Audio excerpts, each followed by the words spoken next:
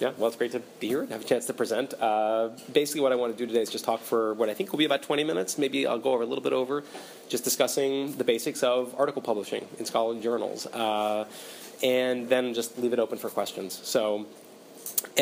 First, just to preface my comments, I'm by no means an exemplary figure or an expert on this. I mean, you should definitely consult other faculty members.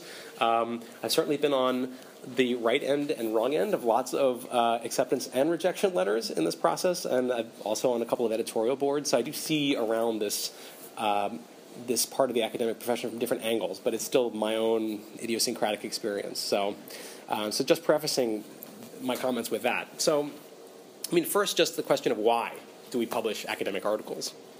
I mean, let's get down to very basic questions like why should we do this? Why do we do this?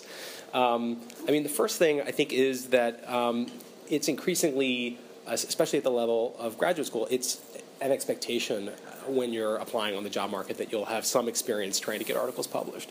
That wasn't necessarily true 20 years ago, but it is something that I think people increasingly in a competitive job market look for as a line item on your CV to see what your publication experience is. It doesn't mean you have to have extensive publication experience, but I think it's something that in very, very competitive circumstances just helps lift your application out and show a degree of professional advancement that can really help. So that's one reason.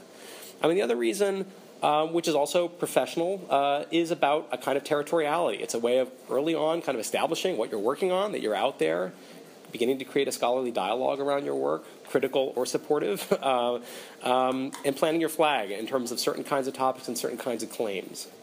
And journal articles are widely read. They're in people's inboxes. They're easy to circulate. So it's a way of getting your ideas out there. It can be an advertisement, especially when you're about to publish a book. So there's the kind of classic process where people are about a year and a half out from publishing their book. They get an article in the hopper that they think is going to come out in a scholarly journal at about the right time. It helps raise attention to a forthcoming book. Parenthetically, some journals don't want you to publish something so close to your book publication date. So that's something that if you're publishing the core argument of your book, they may ask you, what's the status of the book? We don't want to, in a sense, especially publish an article after your book has come out, right? So, but it's a very good strategic way of kind of trying to just make sure that people are getting their journals. They're going to open it. Oh, this person's published this article. There must be a book associated. Ah, there it is, right? So it's a way that people use journals to help get their books out there in a very legitimate way. All right, so far I've given you kind of crude professional reasons for doing this, which I think are viable, but which are the kind of the political economy of our profession. But they're also intellectual, actual honest-to-goodness intellectual reasons for writing articles in and of themselves. One is that sometimes the short form can actually help your thinking. Sometimes, depending on how you operate and the kind of topics you're working on, the constraint of 8,000 to 10,000 words with a kind of beginning, middle, and an end in an argument can really be your friend. And so sometimes it's actually worth kind of thinking about those constraints, and that can actually help enable you in your dissertation writing or in your book writing. Another reason for writing an article is that sometimes you have a piece that you think is really important or juicy or interesting that does not fit organically into the book structure. It doesn't deserve a book. And if you try to shoehorn it into your book, it's going to be this lump that is not going to make sense, but you don't want to lose it. You put in this work. You think it's important. And so there is an important role in the profession for the freestanding one-off article that is going to be recognizably yours in terms of its orientation, right, your intellectual vision, but it's just not topically directly related to your book. And there's the role which I think we under-recognize for precisely those kind of articles, which they do all the work on your CV. They can actually help spark other fields. They can help germinate in all kinds of other ways, but they're not necessarily going to add in a linear way to the book and the next book kind of procession. Okay, other reasons for writing academic articles, and in some ways the most important one in terms of our technological regime, is that they're indexed and they're searchable. You can access them extremely easily in ways that was not true 20 or 30 years ago.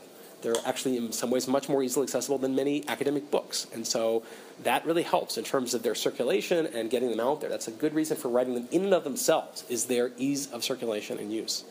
And then sort of quietly, the fact that academics are kind of lazy in their reading, and the fact that they're shorter can actually help speed along. Sometimes there'll be a really exciting book, but people kind of want to see the article version, right? Because they just want the basic kind of who, what, when, where, why should I care in a short form, and articles help get that out there, particularly because they're so mobile as documents. All right, so these are some reasons why we should write articles. Now, why should we not write articles? We should also think about some of the trade-offs, right? Because everything we choose, it's going to be a set of trade-offs in the profession. So just in terms of thinking about some reasons not to write articles. It takes time away from your book writing. And ultimately, we're a book-driven field. You get more credit for books than you do for articles. That's important to think about. You can also give away too much of your book project too early in ways that people think they already know what you're doing, and they won't necessarily pursue your book. This can sometimes have ramifications when you try to get something published. If you publish, say you've got a 5-chapter book and you've published 3 chapters of it as articles, even if they're kind of abbreviated, presses will look askance at that. They will want to know what's substantially new, because they will know that those articles are in circulation and that people may go to them because they're shorter and more abbreviated. And so you don't want to give away too much of your stuff too early in this process. Importantly, if you publish something too early, and this is a caution I advance to grad students especially, you may manage to publish something that represents an early stage in your thinking that you later change your mind about substantially. And then it's in print, and it's circulating, and you've got to answer for it. And this is one reason why sometimes the best articles that come out of graduate school, I think, are actually not dissertation related. There are some research you did in a seminar that you think represents your work and your thinking on a topic that is not alien to what you're going to be doing in a dissertation, but is a kind of one-off that you can then put on your CV as a published thing. You've gone through the publication process. It indicates your way of thinking in a kind of topical area that you're trying to chart out. But it gives you the flexibility that you're not giving away your dissertation. It gives you the flexibility around pivoting, changing your mind about your dissertation as you're revising in a way that you haven't had to put in print and live up to in some way. So that's just parenthetically something to think about in terms of choosing a possible grad school article to write, is if you have a polished research paper that you don't necessarily know if it's going to be in your dissertation, that can be a good candidate for an academic article. Okay, very briefly, what makes a good article? I mean, these are things that we talk about in grad seminar all the time, but very briefly, a clear statement of your argument early in the paper, right? As early as the end of your opening anecdote, right? Or like within a few sentences of that. You don't want to beat around the bush. A clear sense of the existing historiographic context, the literature and the intervention you're making. Very importantly, a good article submission needs a generous and critical treatment of the existing historiography. And here, a piece of advice, which is very practical and political in terms of getting things through the peer review process, which is the way this works is they're going to look at who you footnote, including who you footnote critically, to establish a sense of the parameters of your field, and they're going to send your piece to them. Okay? So deciding your tone in addressing the existing literature is extremely important. There's probably nothing more important, I think, in navigating the process than figuring out your mode of address to the existing literature. And here I think you don't want to be endlessly flattering, right? You don't want to simply praise everything that's come before. There's got to be some critical traction. Otherwise, why are you writing this in the first place, right? But making sure that your tone is one that combines criticism and appreciation, right? Picking your battles extremely carefully. I think these are all really important measures because there's a way in those first couple of pages where they're literally going to go through their database of the last person who published in that journal on that topic, who may be the article that you're criticizing, and even without thinking hard about the politics of that, they're just going to reflexively send it to that person. And depending on that person's generosity and expansiveness and sense of scholarly progress and their own professional security, they may just, on the basis of your criticism, dismiss it out of hand. And so balancing appreciation and criticism in your tone early on and setting the tone for your intervention is very important. Just in terms of the crude navigating the politics of this. I mean, you may actually have much more trenchant things to say about this article, but this may not be at the level of submitting it to the journal the place to do it because the peer reviewers may punch back and they have more power than you do. So, okay. So aside from your treatment of the historiography, obviously a good article has robust supporting evidence that's relevant to the kinds of arguments you're making and the claims you're establishing. It has a clear structure and organization. And as an exercise, and one thing to think about if you're thinking about trying to publish an article is to go back over your syllabi, find a couple of articles that you think have worked really, really well, and then anatomize them for yourself. Literally just take apart, see how they work, get under the hood, figure out what are the mechanics. Like, how long is the intro section? How much time do they spend on historiography? What's the form of address? Right? How's the structure? Why am I able to follow this so easily? Right? Why does the organization make sense to me? And then actually, once you have that exoskeleton for yourself, then building that into your own writing at the ground level, I think, can be a very effective way of thinking about article writing. Okay. So picking a journal to submit to. So say you've got a piece, you've got a polished piece of research you want to get out there. How do you decide where to publish it? Well, I think the first thing to think about is the journals that you follow and that you're excited about reading. That's, in a way, the first basic, maybe obvious point. Think about the journals that you're finding in your bibliography. In other words, by the time you're writing, if you have a piece that you've already written, you're already part of an intellectual community. And it's all there in your footnotes, right? So go and figure out, map out, what community am I already a part of? Who am I already talking to? Right? What dialogue am I already participating in a sense? Right? That's the best way to establish what journal to send to. Also ask your advisor for suggestions. That learning the journals in your field is an important part of professional socialization in general. And it may be that there are obscure but important journals that your advisor knows about that, for one reason or another, have not ended up on the syllabi, you're not aware of. And actually getting a sense of those journals early on in your career can be really productive. It means you can track them, you can figure out other communities of dialogue that you could participate in. Okay, so what's at stake in the choice of a journal?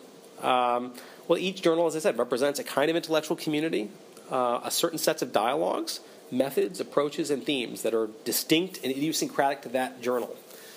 And the fit is very important on a number of fronts. One is because, depending on where you send it, if you send it to the right journal, it'll be recognizable, right, to the editor as an exciting, interesting question. If you send it to the wrong journal, even if it's a good piece, they will not recognize it for its significance. And so it'll just bounce out of the peer review process in a way that isn't very productive. So getting that fit is very important. The other reason for fit is more crudely political, which is if you really want your work to advance and to kind of get out there, even if you manage to publish it in a journal for which it's a bad fit, it will be lost. It will not be read. It'll be in print, you can put it on your CV, but there is such a thing as actually publishing a piece in the wrong place, and it kind of, even though things are cross-indexed and findable, it will not be found necessarily in the way that you would like it to be found. And so trying to find a place where that fit is as organic as possible, both in terms of navigating the peer review process, which can be treacherous, but then also making sure that it has as hospitable a home and context as possible. I think these are also important considerations. And then there's other considerations that are kind of professional, which are about intellectual branding and prestige, which are maybe unfortunately a part of what we do as well. That something to think about. And I put it at the end because I want to emphasize that I think it's less important than these other considerations. But looking online, for example, at their selection rate, that's the kind of thing that when you're coming up for promotion years from now, your tenure review board will look at every article you published, and someone's job will be to track down what their selection and rejection rate is. And if you publish things in more competitive journals, you will get more points for it.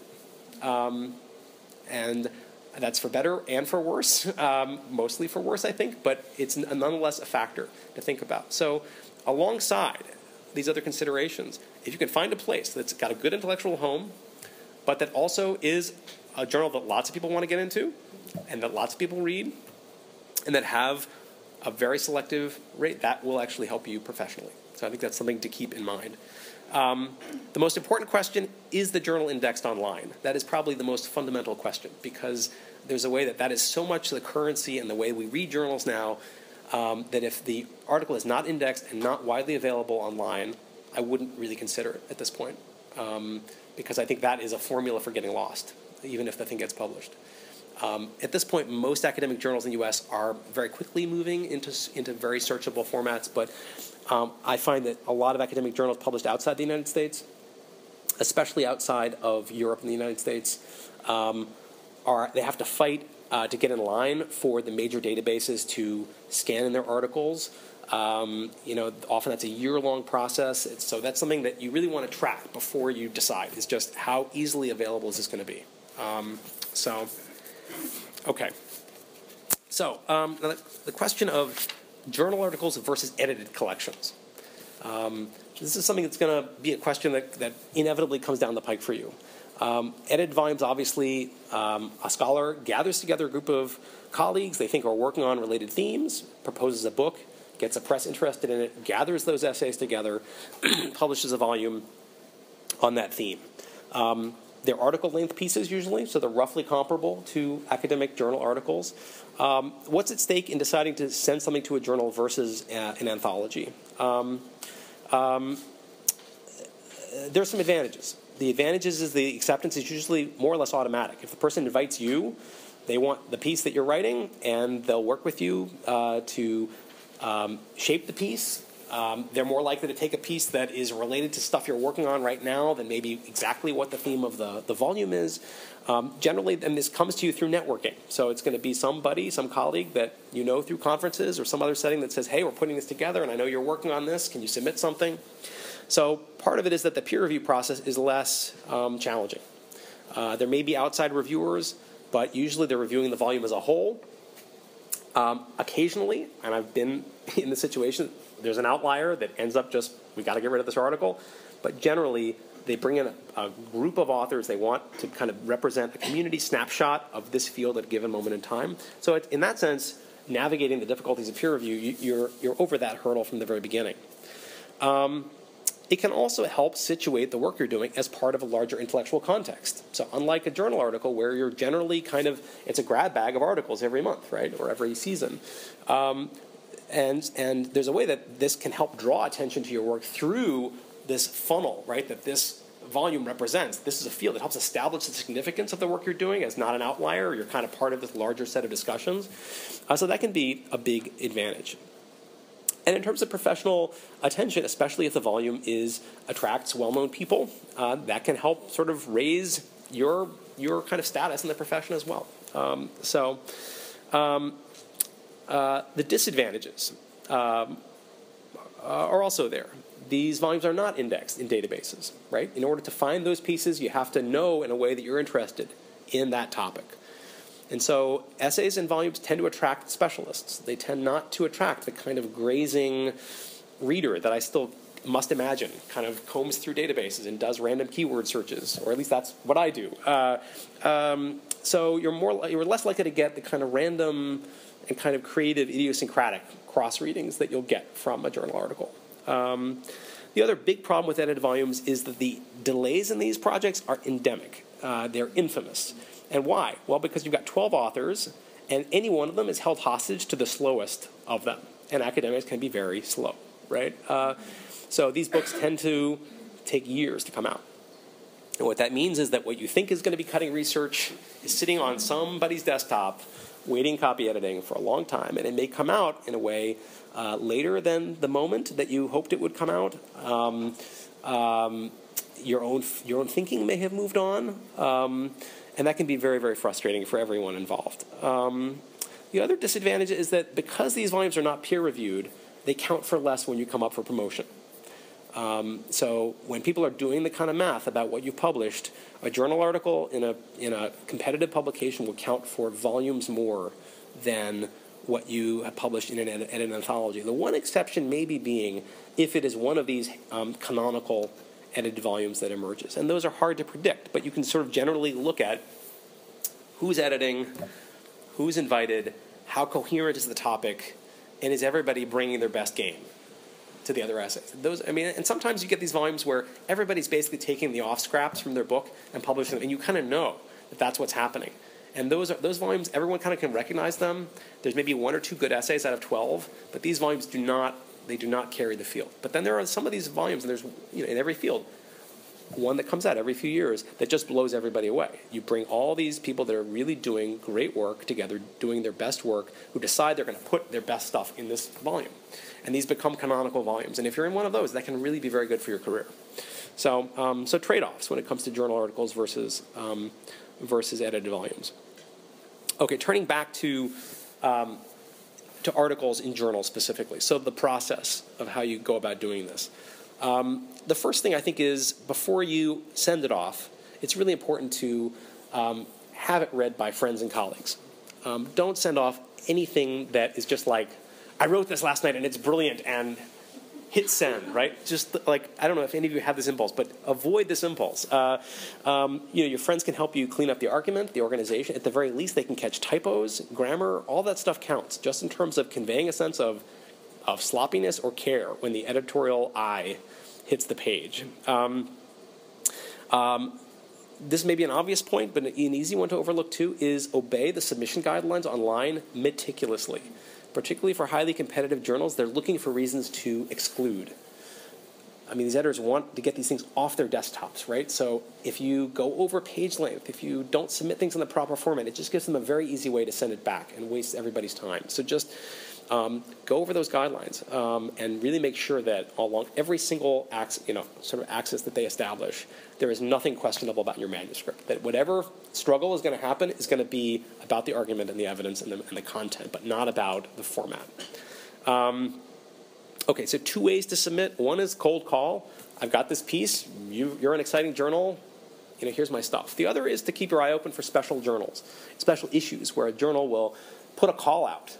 We're doing a special, journal issue on this theme, and we're looking for submissions. That can be a great way to kind of, on the one hand, kind of harness the advantages of an edited volume, of thematic focus, and everybody's kind of paying attention to this one snapshot in the field, right? While also having the advantage of searchability, databases, et cetera, right? So, I mean, that's just about making sure that you're subscribed to the right HNet lists, right? So when they put out a call for a special issue, in the fields that you're working in, those are going to happen, and you'll have a time frame for submitting your materials.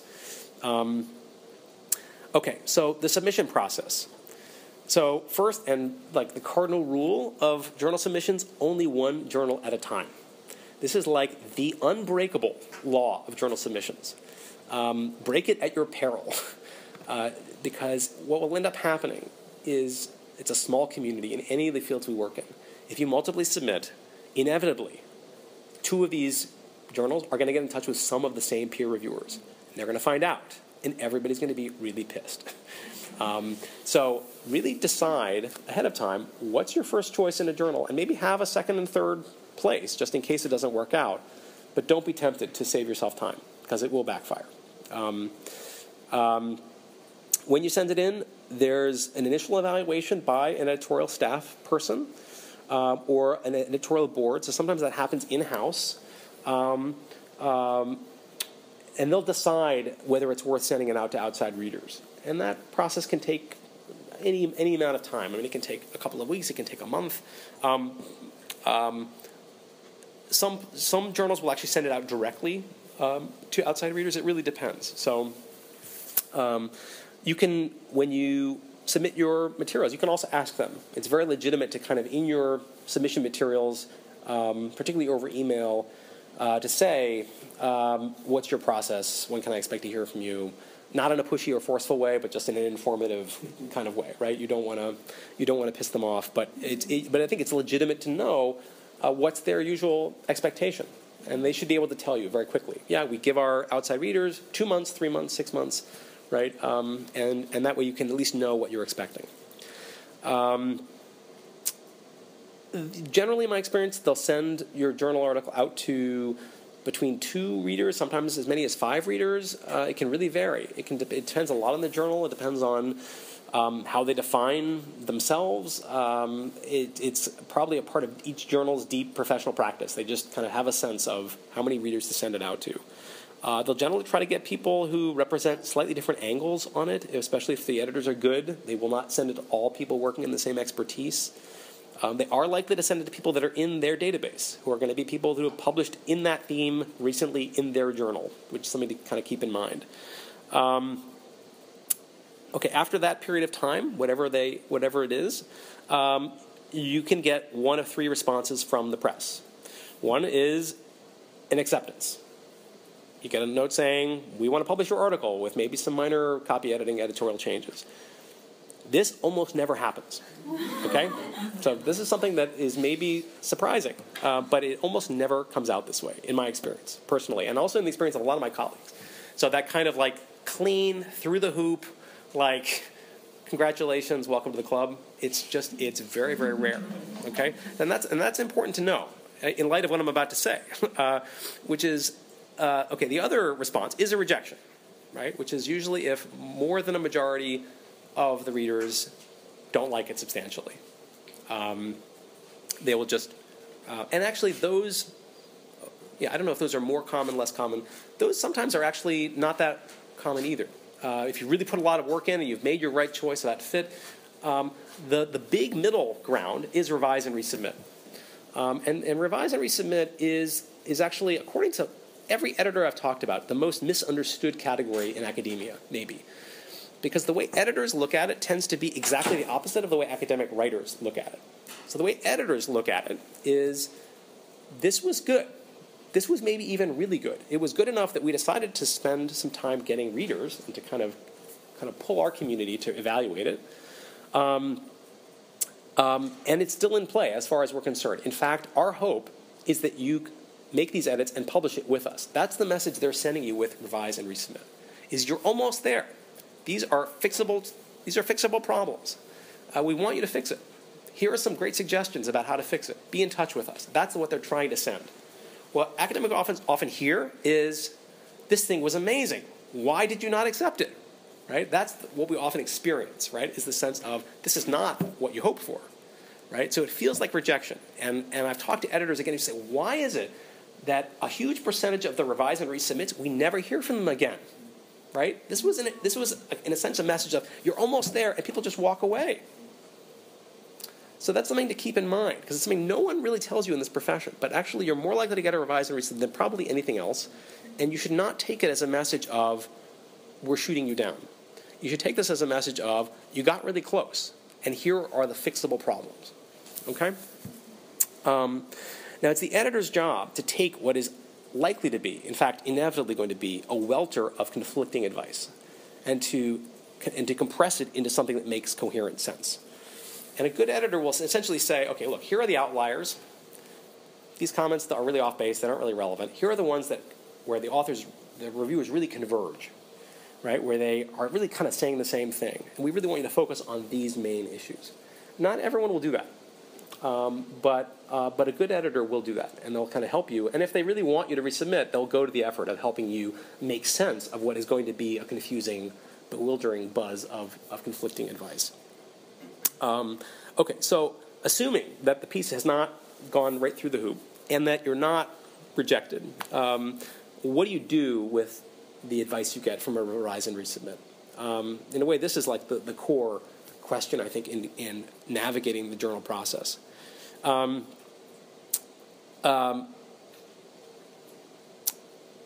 right, so first, I think when you get this advice, depending on your emotional reaction to it, which, let's be honest, and we're all going to have an emotional reaction to this. In fact, I have an envelope with which I have not opened with the response from a journal waiting in my office, and I did not open it in part because I did not want that to play a factor in my presentation today.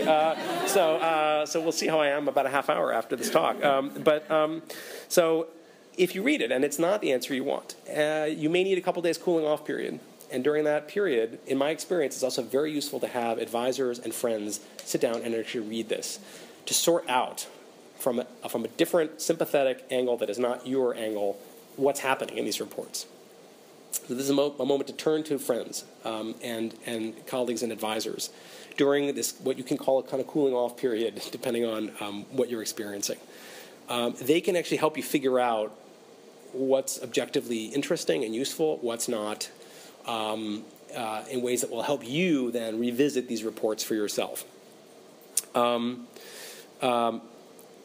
that can be hard to kind of realize at this moment is that as long as they have not rejected your piece, even very critical reviewers have done you an enormous favor. And that the hardest thing in this profession is to get anyone to sit down and read your stuff carefully. Everyone's busy, everybody's trying to move ahead, everyone's trying to get their own thinking done.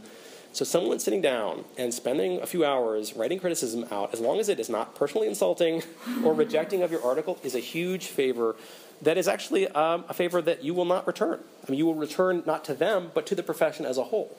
So I think it's important once you go, as you're going through this cooling off period, to try to think about that. That anything that anyone tells you that's critical of your work prior to it hitting the page in permanent ink is a favor. So in terms of how to actually read this criticism, so first, the temptation is to try to figure out, and this gets more and more tempting the longer you are in the profession, who these people are. This is completely unproductive. So do not try to do this. It won't help, because you may try to devolve this upon a personal grudge, right? This person doesn't like me, or they don't like whatever. It's not useful. Try to harvest exactly what's productive and interesting and useful from the comments, regardless of who you imagine it's coming from. Occasionally, an author will allow themselves to be revealed. They will tell the editor, let this person know who I am.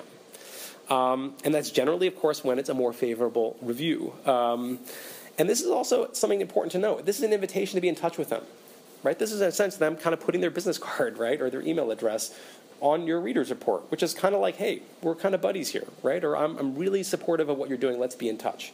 That's an enormous opportunity that you should not pass up. It's an opportunity to get in touch with senior scholars, right, who could maybe be letter writers or panel commentators in the future, someone who might read future drafts, including of the essay in question, right? So when that happens, it's a real boon if someone lets themselves be known on a reader's report that you think is an interesting report. If you don't think it's an interesting, you don't have to get in touch with them, right? You can be like, well, you think this is, you think your comments are interesting, but I don't, right? But if you do think this is someone I want to be in touch with, then it's worth following up. Okay. So when you sit down and read the reader's reports, I think you can, and I think this is something that doesn't just apply to articles, but to the profession in general. I think it's useful to put them in 3 bins, the comments. And I don't mean putting the reports in a bin, but individual comments in these reports. So first is the discard pile. This is stuff that's tendentious in its reading. Someone who's like really thinking about their stuff. They're not really fully inside what you're doing. You kind of get a sense of what their head is doing, but it's not about what you're doing. Aggressive misreading of your work, which sometimes happens. Someone who just decides that you're in a certain category, they don't like that category, and they're just going to plow through. You don't need to pay attention to that. That's not your problem. Or stuff that's personal in tone, where you get the sense that there's an axe to grind that is personal, that's extra intellectual, we could say. That can all go in the discard pile. And there is surprisingly more of that in these reports than I would like to confess. I mean, you will encounter more of this in these reports than one would expect. One thing to think about, though, if you do think there's some animosity in these reports, is if there is anything in the way that you're framing your argument or your tone that is egging these people on. That's something to think about, both strategically in terms of, like, if you're pissing this person off, you may be pissing other kinds of readers off. There may be something in your form of address that you can adjust that will help deal with that. So don't just decide this person's a jerk, right? Even if they're writing a jerky report, there may be something in the kind of form of address that is not necessarily causing that, but is creating the conditions of possibility for that kind of misreading. So if you can deal with that kind of ugliness in a constructive way, that's to your advantage. Okay, so the first category is the discard pile, which is mostly not very useful advice. There's a second category, which I call kind of the translation pile. That's where the person doesn't quite get what you're doing. But it's not tendentious or aggressive misreading. It's like an honest, good faith misreading, where they just don't quite get it. They think you're doing something that's proximate to what you're doing. And this is actually very constructive kind of advice because it's diagnostic. It actually helps you think about, how can I communicate what I'm doing better? It doesn't necessarily change your argument or your evidence or the structure, but it's communicative. It's basically like there's something about the on-ramps that I'm creating to the field that are disconnecting, where I want them to connect. And that can actually be very, very constructive and useful advice that you're getting, even though it can be frustrating because you're like, come on, didn't you get it? But if you just take a step back and say, I'm partly responsible for making sure they get it, you can use those miscommunications diagnostically in ways that can really help you communicate your larger point. That's actually in some ways, I think, more than the discard pile or the third category. It's this translation pile that actually is a lot of what you'll end up getting in these reports. And then the third category is what I think of as really substantive. And that's basically where someone figures out something critical that isn't working at the level of evidence or argument or the way they fit together. And this is obviously the most intellectually satisfying criticism and the most valuable criticism. It's also, I think, the rarest criticism. Right? It's the criticism that's actually going to help you retool your thinking at a fundamental level, make better arguments, but it's pretty rare compared to these other categories. I mean, but I think keeping that in mind and kind of expecting that a lot of it's going to be translation and some of it's going to be more substantive and argument-driven, but there's going to be a balance between those I think can be very helpful. Okay, so your responsibility in the case of a revise and resubmit is to write a response letter where generally, or some sort of response memo with your resubmission. Some journals I think may not actually need a cover memo. Yeah, I think it'll vary. The editors will tell you what they need from you in terms of resubmission. To the extent that you are responding point by point, the important thing is in tone. Don't be defensive or aggressive in your tone.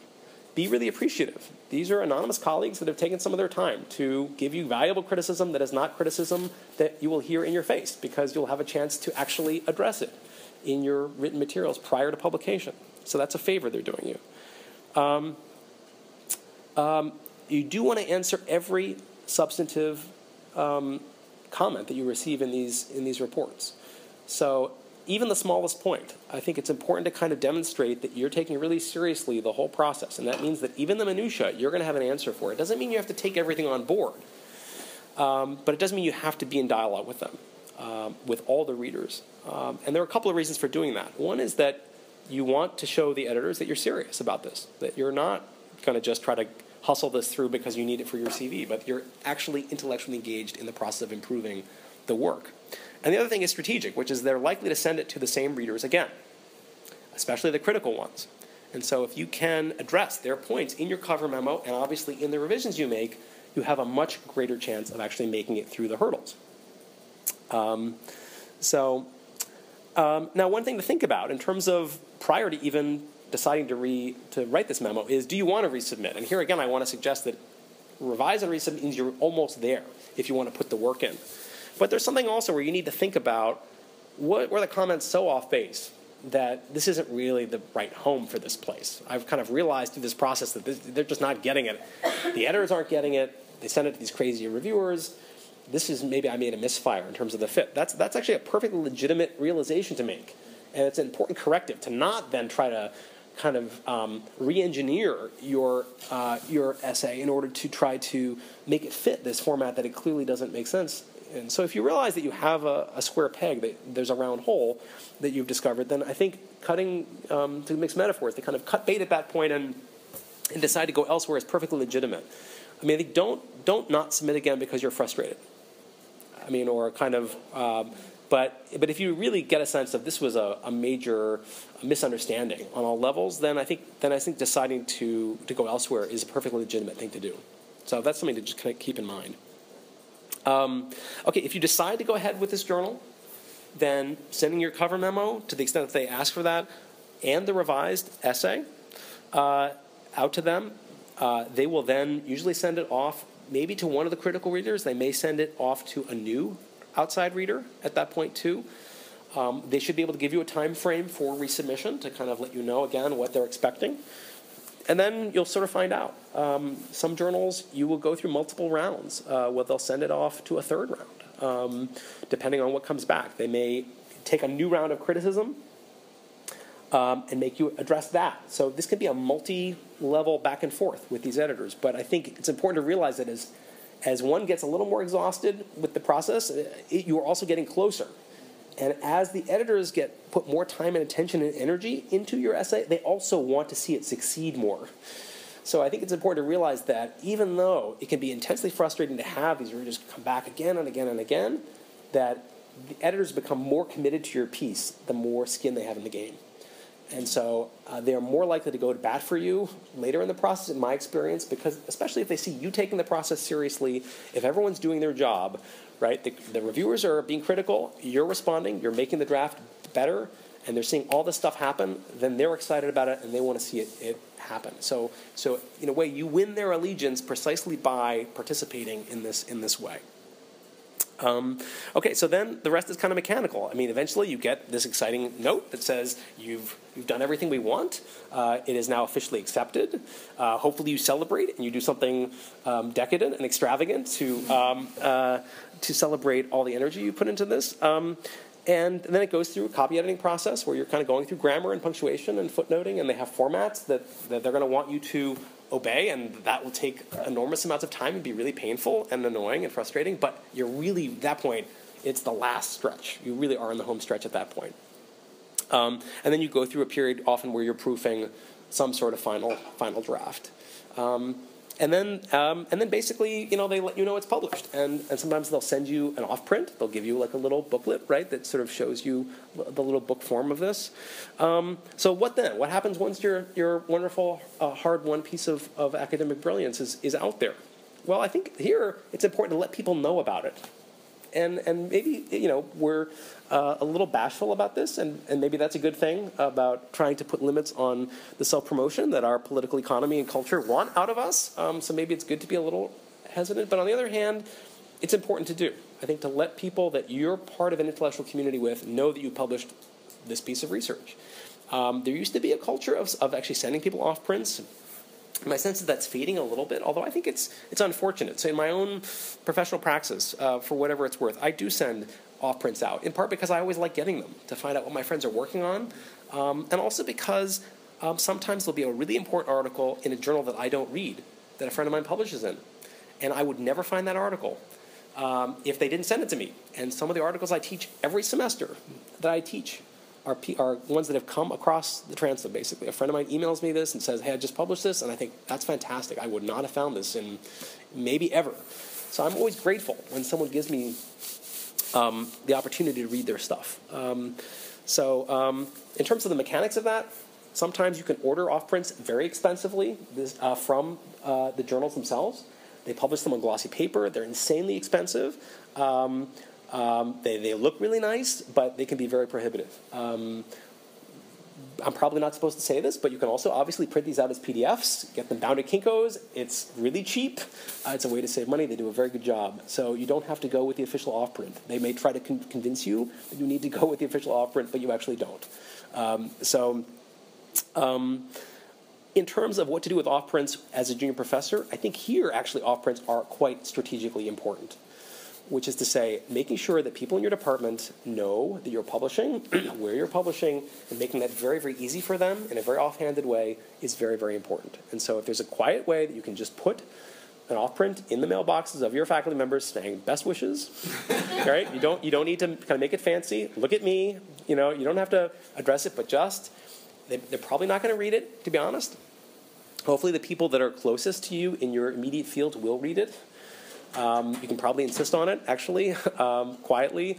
But the important thing is that in terms of your senior colleagues building an image of you as a productive scholar, they've got this image of your off-prints slowly, gently ending up in their inbox. And so when it comes time for these major deliberations about your career, that's a part of their picture of you. And that's important. Okay. Finally, something to do with your articles is to think about article prizes. A lot of journals and a lot of professional societies issue awards for the best article of the year in our journal or in our field. Some of these are directly related to graduate students. The best article by a graduate student. So something to think about. I mean, obviously you should only do this if you think the work is really amazing, right? If you think the work is really of that kind of caliber, if you're really proud of it, then think about it. It's something that you can do that will just get the work out there, get people thinking about it and talking about it. So that's something just to keep in mind. Those are other opportunities. Okay, just to conclude, I've gone on longer than I hoped, but the total time for this whole process can vary a lot between journals. It can be as quick as 10 months. It can take as long as 2 years. I don't know that it strays much on either side of that, but and that obviously depends a lot on your turnaround, right? There's some of this that's on you as the author, right? Some of it is the vagaries of these reviewers. Do they have reliable reviewers that will actually turn these things around? Some of it depends on how many rounds these journals go, right? How many different times they go back to reviewers. So that's something to think about in terms of your own professional planning. That if you want to have an article on your CV that's published by the time you're on the job market, just count back. Count back a year and a half. And that's when you need to probably think about getting it in somebody's mailbox. And because I've never had an article that's come out in faster than 12 months. So yeah, that was a fairly speedy turnaround on all accounts. And I had one article that came out a little under 2 years after the initial submission. That was with the AHR, which is notoriously elongated in its process, where they send it out multiple times to these readers. So that's something to kind of think about. Something you could probably, at some point in the process, also ask the editors. I mean, maybe once you're at the revise and resubmit stage, where they're kind of invested in the project, you can sort of say, hey, depending on how all this goes, if I turn all this around quickly, what's the general, when would you want to think about publishing this? And they should be able to tell you. So, okay. Anyway, so that's all I've got, and I've gone on too long, but yeah. Any questions you guys have in the time we have left?